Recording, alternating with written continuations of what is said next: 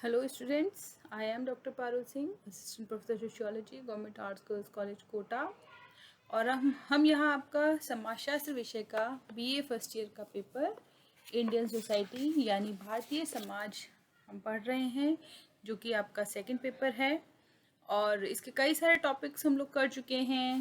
भारतीय समाज की विशेषताएं, वर्ण व्यवस्था, आश्रम व्यवस्था और कर्म, धर्म, इनकी समाजशास्त्रीय इनके परिप्रेक्ष्य क्या हैं, इन सभी बात जो टॉपिक्स हैं, ये जो कॉन्सेप्ट्स हैं, अवधारणाएं हैं, इनके बारे में हम बात कर चुके हैं। और आज का जो महत्वपूर्ण जो टॉपिक है जो हम आज डिस्कस करने वाले हैं वो है जाति, यानी कि कास्ट जिसको हम बोलते हैं। हम सभी इस शब्द से परिचित हैं और इस समाज की एक आधारभूत संस्था है ये। संस्था आप लोग पढ़ रहे हैं, आप लोग फर्स्ट पेपर पढ़ रहे हैं, वहाँ पे आपके लिए जो वीडियोस बनाए जा रहे हैं, तो वहाँ आपको जो कॉन्सेप्ट्स जब आपके साथ डिस्कस किए गए तो वहाँ पे आपको संस्था के विषय में भी बताया गया है। और संस्था किसे कहते हैं? एक नियमों एवं कार्य प्रणालियों की व्यवस्था को संस्था का नाम दिया जाता है। और संस्था किसी भी समाज, किसी भी संरचना या समाज में जो उसका जो क्रियात्मक पक्ष है, उसके जो नियम और कार्य प्रणाली हैं, उनको हम संस्था के रूप में जानते हैं। तो जाति समाज में बहुत महत्वपूर्ण है और जाति व्यवस्था भारतीय सामाजिक संरचना की एक बहुत ही बहुचर्चित विशेषता है, जो कि हिंदू धर्म के द्वारा पूर्णतः जिसका समर्थन किया गया है।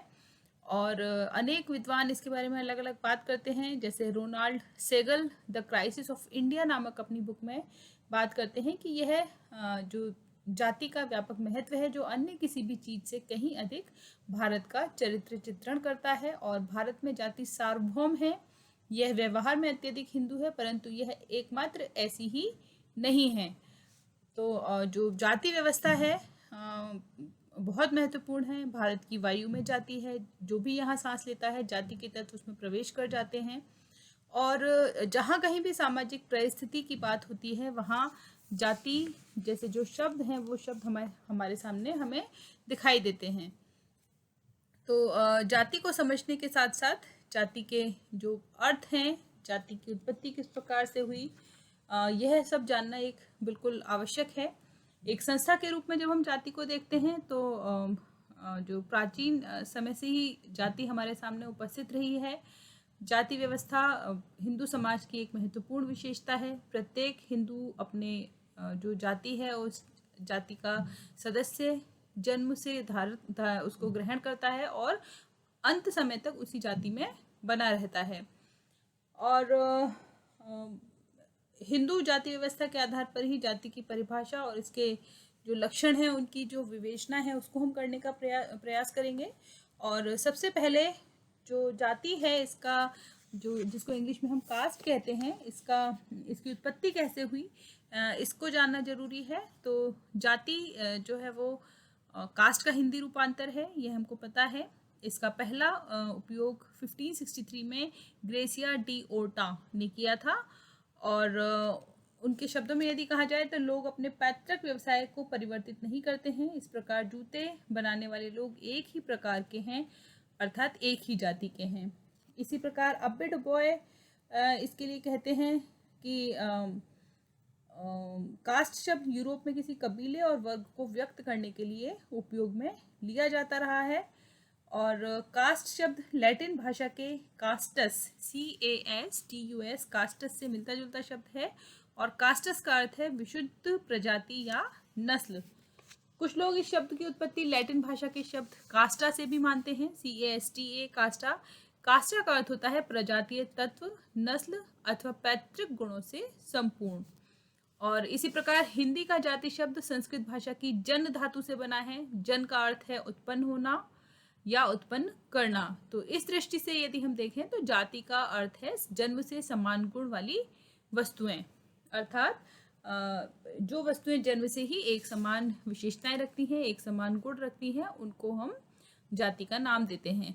और समाजशास्त्रीय दृष्टि से यदि देखें तो जो जाति है उसका प्रयोग विशिष्ट अर्थों में किया जाता है, अलग अलग अर्थों में भी किया जाता है। रिजले की डेफिनेशन यहाँ महत्वपूर्ण है। उनकी पुस्तक का नाम है पीपल ऑफ इंडिया, और ये कहते हैं कि जाति परिवार या कई परिवारों का संकलन है जिसको एक सामान्य नाम दिया गया है, जो किसी काल्पनिक पुरुष या देवता से अपनी उत्पत्ति मानते हैं तथा पैतृक व्यवसाय को स्वीकार करते हैं, और जो लोग विचार कर सकते हैं उन लोगों के लिए सजातीय समूह के रूप में जाति स्पष्ट होती है। इसी प्रकार मजूमदार एवं मदान अपनी पुस्तक an introduction to social anthropology में कहते हैं कि जाति एक बंद वर्ग है। चूंकि जाति हमें जन्म से प्राप्त होती है, जिस परिवार में जिस जाति के परिवार में हम जन्म लेते हैं, हम जन्म से लेकर के मृत्यु तक हम उसी के सदस्य बने रहते हैं और इसको परिवर्तित नहीं किया जा सकता। इसीलिए जाति को एक बंद वर्ग का नाम दिया जाता है। C.H. कुले अपनी पुस्तक सोशल ऑर्गेनाइजेशन में लिखते हैं कि जब भी कोई वर्ग पूर्णतः वंशानुक्रमण पर आधारित हो जाता है तो वह जाति कहलाता है। अर्थात जब चूंकि जाति का निर्धारण सिर्फ और सिर्फ जन्म के आधार पर होता है, तो जो हमारे माता पिता की जाति है वही जाति ऑटोमेटिकली हमें भी प्राप्त हो जाती है। तो इस आधार पर यह वंशानुक्रमण पर आधारित है, और जो जाति है वह पूरी तरह से बंद है, इसको परिवर्तित नहीं किया जा सकता। तो जाति की जो परिभाषाएं हैं, इनके आधार पर हम इस निष्कर्ष पर पहुंच सकते हैं कि जाति का पद व्यक्ति को जन्म से प्राप्त होता है। जाति की सदस्यता केवल उसमें पैदा होने वाले व्यक्तियों तक ही सीमित होती है, और एक बार जिस जाति में जन्म ले लिया जाता है उसे परिवर्तित नहीं किया जाता। जाति अंतर्विवाही होती है, अर्थात एक व्यक्ति को अपनी जाति में ही विवाह करना होता है। प्रत्येक जाति का व्यवसाय निश्चित रहता है, उसमें भोजन तथा सामाजिक सेवा संबंधी कुछ प्रतिबंध होते हैं।